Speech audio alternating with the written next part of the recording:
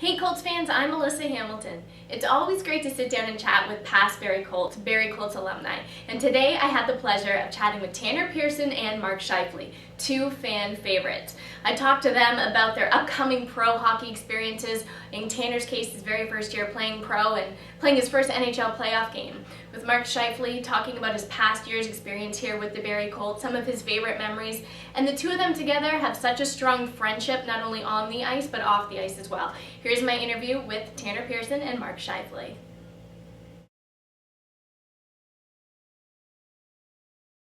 Yeah, how long have Scheifele and I know each other? It's been a long time. You know, he's a year younger. He's been a call-up for my minor team for how many years, and then in junior B we played against each other. So we've known each other for a while. Then to have that experience to go to World Juniors and represent your country, obviously that's a big thing. But to do it with one of your close friends and then teammate was another.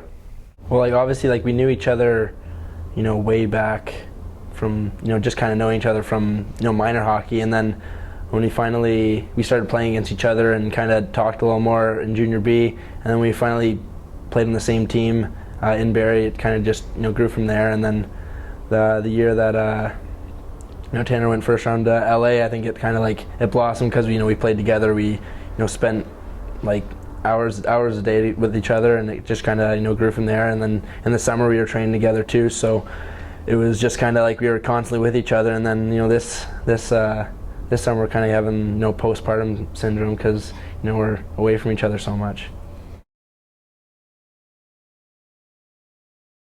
Yeah, that's probably the biggest one is living on your own. Here didn't cook too much, and you're expected to do everything by yourself, pay bills, laundry, cook, etc. So it was different, but I had a good group of guys, and I lived with her in the same building as captain and a couple veterans, so they helped me along. It was fun.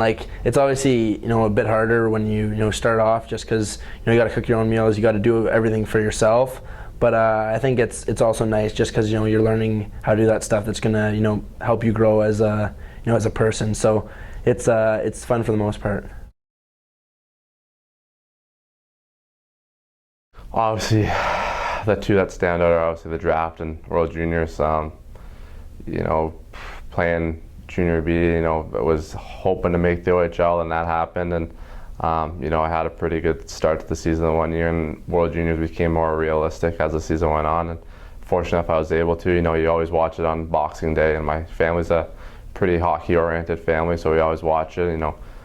Myself, I probably never dreamed of playing, but to see that come true was outstanding. And then to be able to go on that draft stage and put on a draft jersey and the LA Kings jersey, it was special.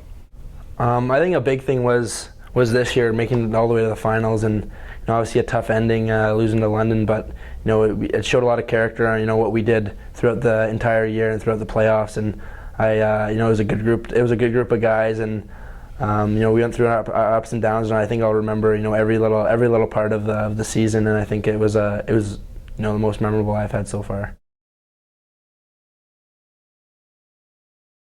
There's one message I always say is, if you're playing minor midget AAA or that kind of thing, never kind of look in the stands and see if there's scouts watching. Just kind of play your game, and if you're good enough, you're going to get noticed. Just do what you love.